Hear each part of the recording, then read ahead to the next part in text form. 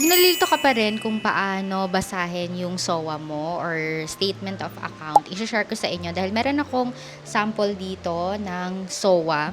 So, i-share ko sa inyo kung paano nyo siya babasahin, magkano yung babayaran nyo, ano yung pagkakaiba ng due date, and nung billing date or statement date. Hi CCs, this is Trixie and I love to talk about personal finance to make our life easier.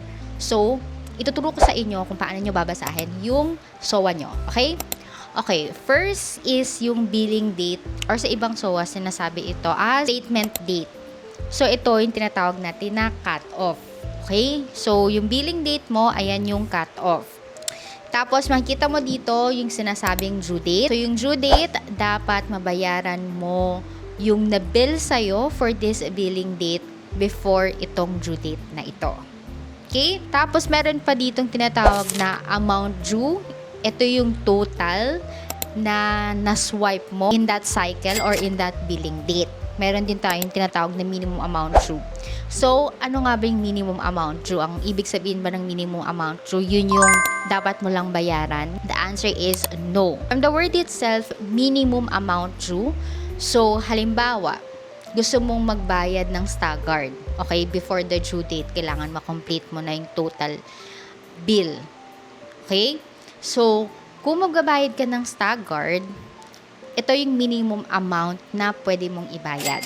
Very important din itong minimum amount due kasi para hindi ka mapatungan ng tinatawag natin na charges. Madami kasi mga charges sa credit card. Halimbawa, late ka nagbayad, late charge yan. Meron din tayo kung hindi mo binayaran yung full amount, finance charge. So, maraming mga charges sa credit card. So, kung gusto mo na hindi ka ma-chargean ng late, then magbayad ka ng minimum amount due within the due date. Okay.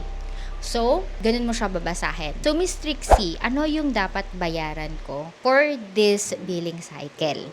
Ang dapat mong bayaran is yung total amount due. Okay?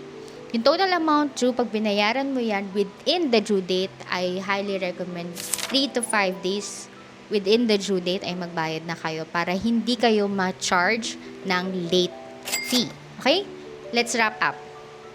Billing date or statement date, cut-off date mo yon. Okay? Due date na dapat mabayaran mo yung total amount due. Let's talk about mga charges naman. Let me know in the comment section kung ano yung mga tanong nyo about dun sa charges. Tapos sasagutin natin yan sa mga susunod pang bit. If you want to know more about personal finance, don't forget to like and follow for more.